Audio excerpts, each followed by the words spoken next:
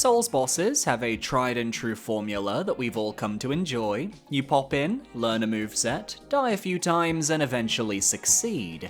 Then there are the bosses that for one reason or another decided to break the rules for everyone involved, often with varying degrees of success. Oh god. I'm Billy S, and these are 7 Souls bosses that broke the rules. Now I'd say there is one hard rule that every Soulsborne boss must follow, one that I'd consider pretty important. When you kill a boss, that boss is dead. It makes sense, given the whole series is just an excuse to kill all the fucked up shit in Miyazaki's mind, but what if I told you that wasn't always the case? And it hasn't been the case since the very first game. Case in point, the Fool's Idol from Demon Souls. Anyone who doesn't know any better will wander into her boss arena, take on her deadly Minesweeper-style boss mechanics, and eventually slay her and her clone cronies, only to find her health bar topped off like my monthly phone data as she reappears in an endless loop to continue fighting you like nothing has even happened. Entering her boss arena seals your fate. But how does one deal with a boss that simply refuses to die? Why, go upstairs and murder this seemingly inconspicuous NPC, of course. But wait, he says he's not interested in getting in your way. Surely he's innocent, right? No. This bozo revives the boss because he is its true master. Kill him and you'll be able to enter the chapel without fear, as the Fool's Idol will officially remain dead upon her next defeat. This gimmick was cruel even for early FromSoft trolling standards, so I'm glad it's not been brought back since. Though now I've said it, I can only assume FromSoft's next game will bring it back in some way. In their very next game, Dark Souls, FromSoft decided to break another hard-coded rule in the name of player PTSD. When you die, you respawn at your last bonfire or checkpoint, encouraged to do the boss run back and try again. In more recent games, they've even removed runbacks entirely, with Graces in Elden Ring often right outside the Golden Fog Gates. But you always return to your last checkpoint. Enter Seath the Scaleless. He is a boss from Dark Souls that you encounter not once, but twice in your run, with both fights breaking the rules. In his first battle, Seath is completely invincible. You can't even reach him atop his crystal bed, leading to an unavoidable death by the player. Bit rude, first time the series has done that, but we can handle it. We'll just respawn and try again. Oh, no.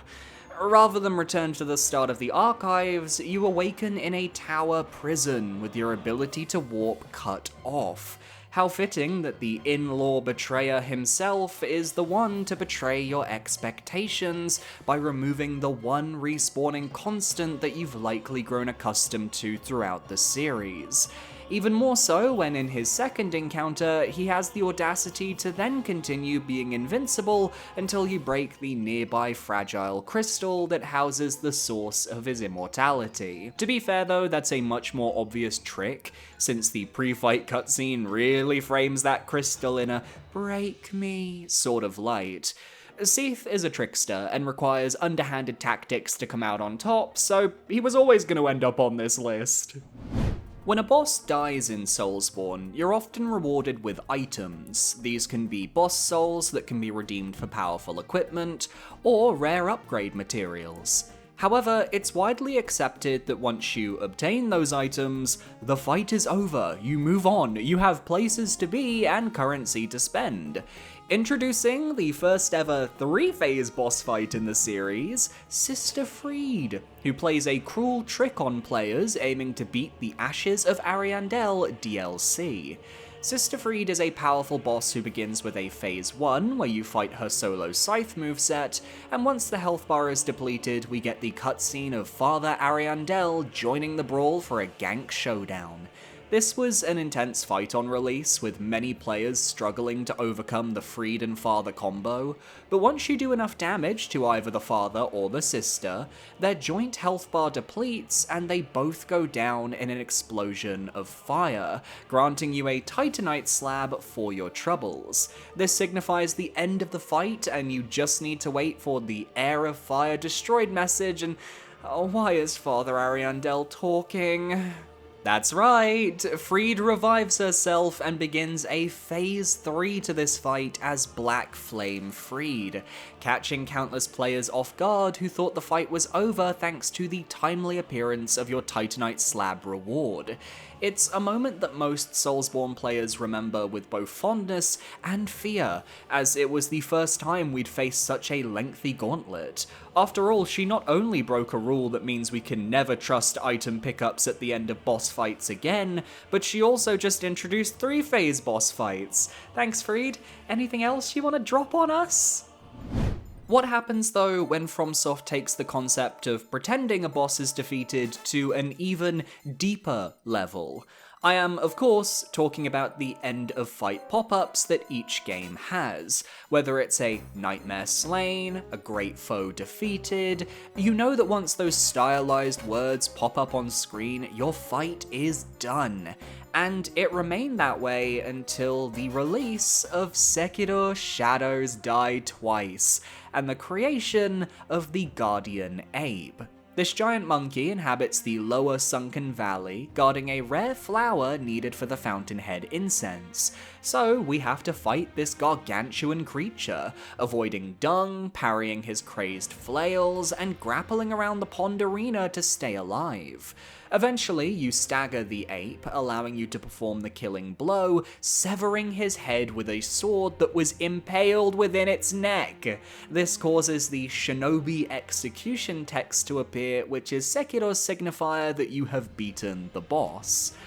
Only, the fog guarding the cave hasn't cleared up, and in a moment of true horror, the corpse of the creature begins to reanimate, slithering towards you for a supernatural second phase. FromSoft has mastered the art of playing with the UI of their games, as we see in this entry and the previous one, and I can only wonder where their penchant for trolling is going to take them next. Now let's steer towards some battle gimmicks, something we haven't spoken much of in this video. We've had bosses in this series who are able to heal. That's a normal mechanic. Vicar Amelia's pendant, which allows her to heal a short burst if you don't stagger her out of the animation. Miffa, the Baneful Queen, can heal if you don't clear the earthen peak of poison. The Fume Knight can heal by standing near the Nadalia idols outside of his arena, assuming you don't destroy them with smelter wedges. But those are examples of bosses healing that you can actively stop, assuming you have the right knowledge or forethought. And for the longest time, it felt like a rule that you should be able to negate any boss's healing moves with the right strategies. Then you have Malenia Blade of Miquella, who has never known defeat, and I have to wonder if part of that moniker is due to her penchant for no-selling all your attacks like it's nobody's business. She has a lifesteal mechanic, the likes of which we've never seen before in the series. The Bloodborne rally system on steroids, where anytime she lands a hit on the player, she heals back a small portion of her health bar.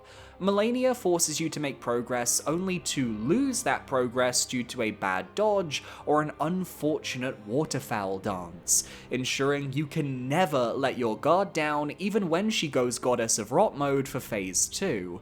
Now, technically, you can argue she still falls under the rule of boss healing you can actively stop, by the logic of, well, if you don't get hit, she won't heal, which, sure, but this is a boss where the healing is actively baked into her moveset, while also being the hardest boss in Elden Ring's base game.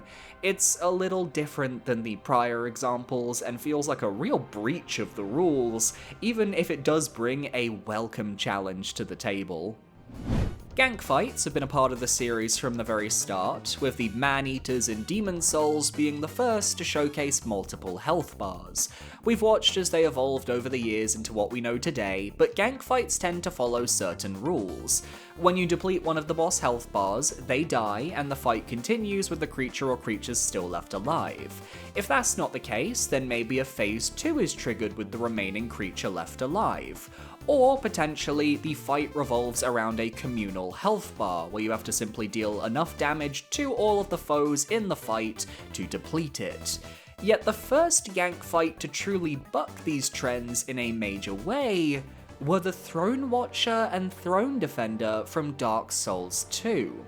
Fought in the Throne of Want, you expect them to be an Ornstein and Smo style fight, where you take pot shots before slaying one and finishing off the other. Most FromSoft gank fights tend to go this route. But the Watcher and Defender had a secret mechanic, the ability to revive each other mid-fight. This was the first time, to my knowledge, that a boss was able to be brought back from the brink while in battle, and it forced players to adopt a new strategy, one where you had to weaken both bosses simultaneously, so that after you slay one of your foes, you could immediately slay the other before they could get off their revive cast. This changed how gank fights could function, and the ability to revive a fallen foe mid-combat felt like it was breaking a sacred rule of some kind. Of course, we have seen this mechanic sparingly since then, the Witches of Hemwick being a prime example, but it's still rare enough. I feel it's a rule FromSoft could continue breaking in the future. And for our final entry in today's video, I want to take a look at a rule regarding bosses' power levels and how you can alter them for your own gain. We've looked at bosses where doing something outside of their arena can alter the flow of combat. We mentioned Mither's Poison earlier, but there's also the Lost Sinner's Torches, the Fool's Idle Servant, or even the Purifying Crystal tier in Elden Ring that can mitigate Mohg's Nihil. But what about a boss whose power level depends on a specific, hard-to-obtain set of items? King Vendrick is a major figure in Dark Souls 2, and when you find him in the Undead Crypt, he is a hollowed husk of his former self. Should you choose to fight him then and there, you will do a paltry amount of damage. This is because Vendrick has his own hidden mechanic that, as far as I'm aware, has remained unique to him in the series, and one which breaks a few rules you'd come to expect. Namely, rules such as everything you need to tackle a boss is in the boss room, as well as the expectation on what sort of prep you need to do to have a chance against a given boss.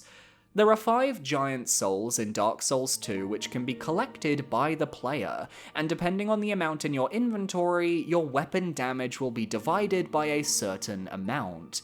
0 giant souls divides your weapon damage by 32, 1 divides by 16, 2 divides by 8, 3 divides by 4, 4 divides by 2, and having all 5 giant souls allows you to deal regular damage to Vendrick. Now, 4 of these giant souls are fairly simple to obtain. Complete the 3 giant memories in the Forest of Fallen Giants for 3 of them, find the hidden Black Gulch Cavern for the 4th, but the 5th asks you to slay the ancient dragon boss at the top of the Dragon Shrine, which, how very fucking dare you, Dark Souls 2? Luckily, most players can easily overcome Vendrick with 4 giant souls, but the amount of prep it takes to actually beat him feels like it breaks a lot of the conventions we understood up to that point. And I loved it. We need more cryptic rule breaks that force us to think outside the box, and honestly, Dark Souls 2 was low-key packed full of them. But those were 7 times Soulsborne bosses broke the rules. Got any other suggestions for rule-breaking bosses in the series? Let me know down below in the comments, as with enough suggestions, we could potentially do a commenter version. But only if you parry that subscribe button, otherwise you might miss that video entirely. My social medias are on screen now, feel free to follow me if you're comfortable. I stream on Twitch most weeks, I post on Blue Sky, and I have a Discord.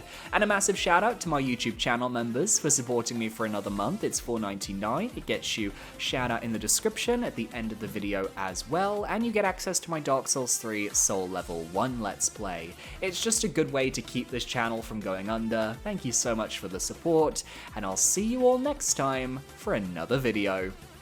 Adios.